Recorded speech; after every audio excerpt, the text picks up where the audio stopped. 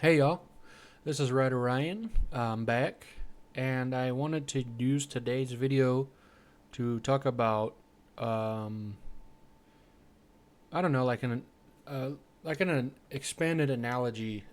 Basically, the way that I like to think of it is there's a lot of commonalities in art, and this one really is a kind of a different like subject matter, which refers to the title of the video. Granted, it's not necessarily the video is about what's happening in this basically this drama with the Resident Evil YouTubers, but just the idea of listening to somebody that has a background in something for so long and their take on it.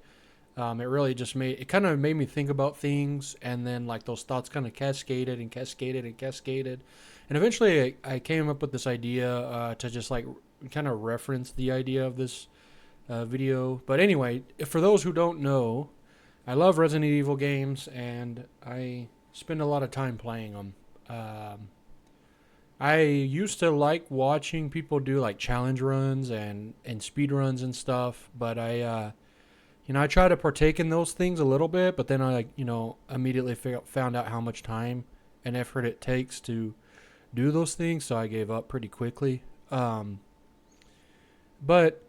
that's besides the point. That kind of leads into what I'm talking about. So, I was driving on Sunday on a 6.5 hour drive for work, and I just opened up YouTube, put on a video, like probably the first thing that piqued my interest, which was I've been kind of keeping track of this like Resident Evil like YouTuber drama thing, and I just decided to watch it. And so basically, the premise is there's a YouTuber that has been faking like challenge runs, and it's put the whole community, well, at least the few people that I know of in the community, up in arms. Which, with obviously, it's kind of like in a similar vein. It's like to how writers are detesting the AI and all that, and the same with artists and whatnot. But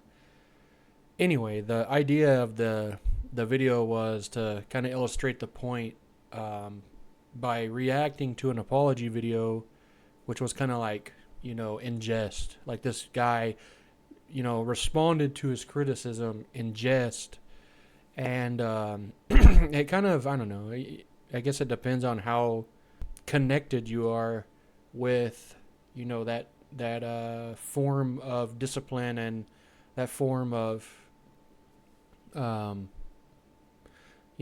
recreation with your time. I mean, I guess the point I was trying to make was like it'll affect you differently based off of like how much you interact with it.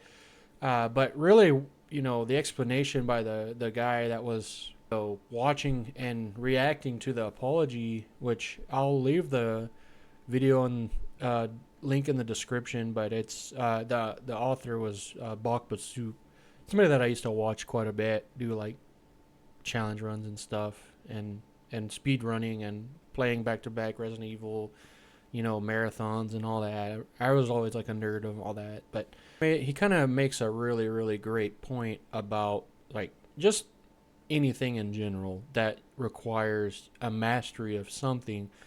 And the way that I kind of envisioned it was this, and this is kind of what I wanted to take this idea and kind of just like kind of extrapolate it beyond what the content of the video was.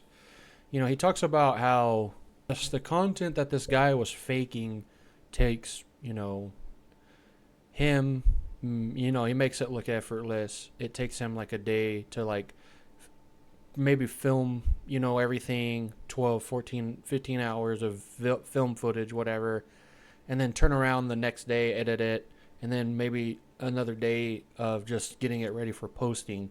So it's kind of like maybe a few days worth of work.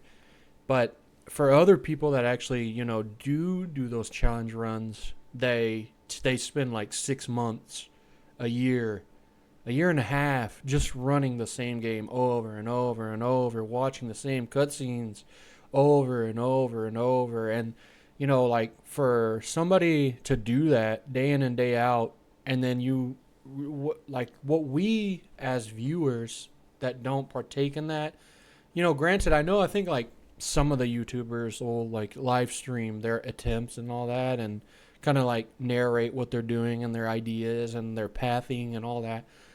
But for the people that don't watch it, the people that are like kind of like peripheral to the community, like they kind of just see the final product, right? And this is kind of why I wanted to talk about it, was because this is similar in a way to me to like how movies end up, and how novels are, kind of viewed and kind of dissected and taken apart.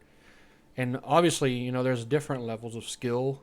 So depending on that, that's kind of what we end up, the final judgment of something becomes, is whether or not the skill is noticeable. But in the instance of somebody like Bawkbasoup, who spends 6 months or a year or whatever, and nobody really takes the context of all the live attempts and all that, and all the effort that was put into it, what you end up really seeing is the final product, which looks kind of in a way like effortless, as if he just turned on the game and just started playing it, and he's just naturally good at it.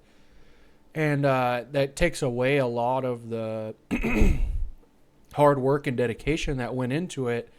And him talking about that, and just kind of like post that at Ryan here. What I'm saying is, the people that are part of the challenge run community, the speed run community, that probably look up to Bach as like a like a mentor, or somebody that's well respected in the community at what they do, to hear them talk about like, hey, let me show you how much dedication it takes.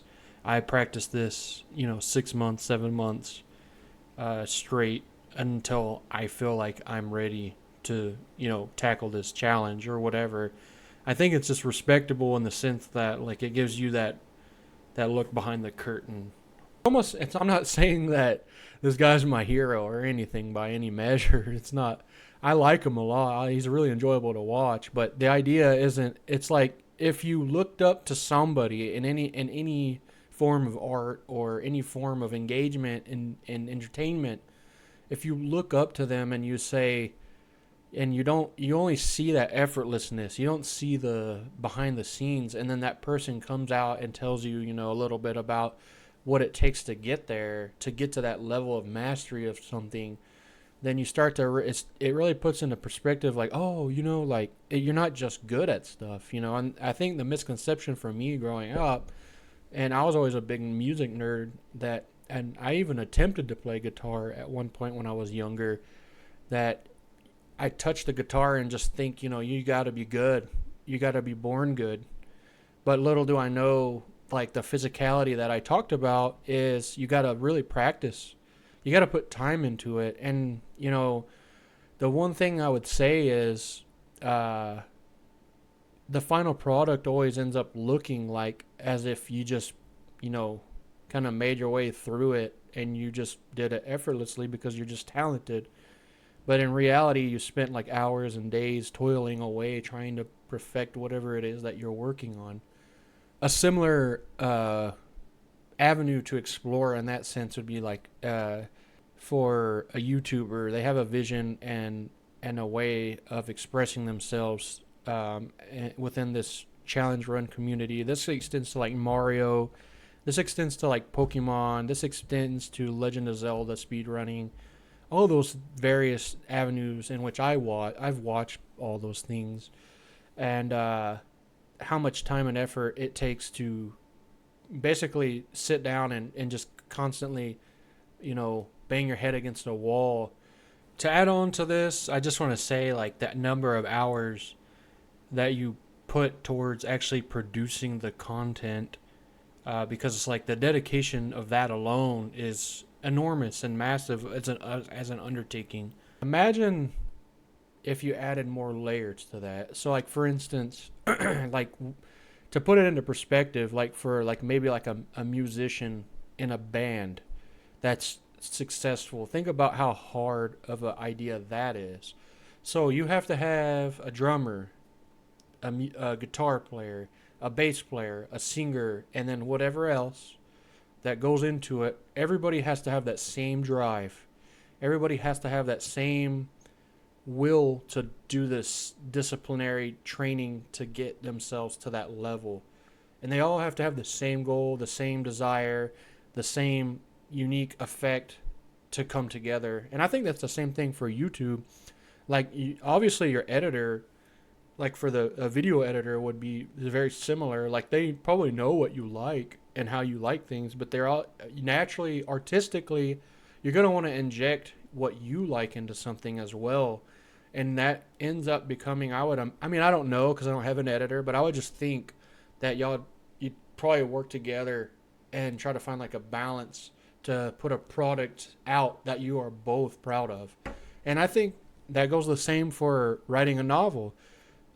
You write the story, you put it together, you put your soul and your tears and your blood and everything into it, and then if you're working through an agent or an editor or anything of the likes, you're kind of essentially relinquishing some of the responsibility of pushing an idea out to the world, um, through your own training, your skill, your discipline, and what idea that you and expression that you want the world to see. But also, you have your agent and you have your editor who also have a vision of something that speaks to them, and they have to come. Not they, but as a group, you have to come together and have a consensus on what is the overall vision, and that we all can partake in to push this thing out to be as best as it can. And then that's what people see. That's the final product that people see. Very rarely do you get to see the curtains be drawn back. How many different layers of curtains there are. Maybe for a Resident Evil challenge runner, there's like 7 curtains they have, and then some of them don't have any curtains, and they show everything, and they want you to experience community through their trial and error. And honestly, that's kind of like right now. I kind of talk about all this random stuff, but I try to relate it to back to what I'm interested in, which is music, writing, stories mainly. It's not even necessarily the writing that I really enjoy. It's just the stories. So I don't know. The writing is a vehicle to get a story out that I am interested in doing and exploring. So to kind of hammer it home, this idea of the invisible level of mastery that is required, that requires the training and the discipline. It's not meant to say like, oh, you need to be training and working on something that you want to do every single day. I mean, I know there's like different levels of being and different levels of availability, but I think I encourage you to really think hard about what's interesting to you. What do you naturally find interesting? What do you find that you effortlessly want to put work into? And when I say work, I say it as not in the sense of, oh, this is hard work. Like, no, I mean, like, you really enjoy taking this and exploring this, and like, you don't mind watching the same cutscenes over and over 100 times, and you don't mind trying to face the same enemies over and over. You don't mind playing the same guitar lick over and over and over. You don't mind playing the same scales over and over. You don't mind singing the same words over and over, writing the same paragraph over and over. Those are the things that I think that you, as somebody that wants to express yourself, you have to find that within yourself. And that's pretty much what I learned from YouTube Resident Evil drama. So anyway, it's kind of crazy, huh? But I think there's a lot of commonalities in art, and I think that if you really look at things, there's so much connective tissue in some sense connect everything to the same kind of core concepts. And really, it's just the expression itself which is different. So like some people will play video games and show their passion through that, or some people will show their passion through music, or some people will show their passion through writing, or acting, or comedy, or painting, or drawing, or whatever, numbers. So you gonna focus back, bro? Do I have to get this close? Okay, there it goes. Sorry. But yeah, so anyway, that was the point of this video, was really just to kind of illustrate that point, that you can kind of look at things from a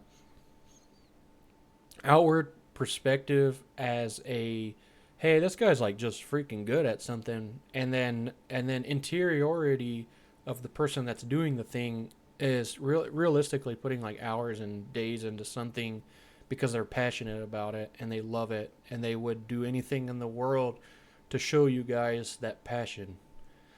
Um, anyway, if I have more videos, or if I have more ideas, not necessarily videos, if I have more ideas in things that I see outside of this realm that I'm in, and I can kind of connect them back to the like core concept of writing and what it takes to be a writer. I think I'll make like a video playlist for it, but for right now, like this is just one video. So also, I'm currently working on chapter 2 of Condensing the Complex, so I have an idea of what I want to do.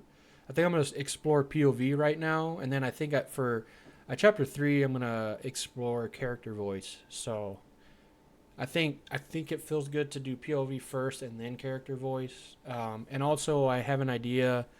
If I finish reading this book anyway, the Empire of Vampire book that I was talking about in the Condensing the Complex Chapter 2 book, or video, not book. If I finish it, I kind of want to talk about it because I think it will segue into um, the POV and the character voice chapters of that video series. Also, and it's a lot of ambition here, but I also have an idea to do supplemental videos to those Condensing the Complex, which I think will start with the POV. I have written out like 2 different exercises that I think they're not like perfect or anything, but they're great. I think for seeing and visualizing and understanding something, and like kind of the options that you can work with to get better at POV and character, and maybe even character voice. So anyway, thanks guys. I really appreciate it, and I hope to see you guys in some videos.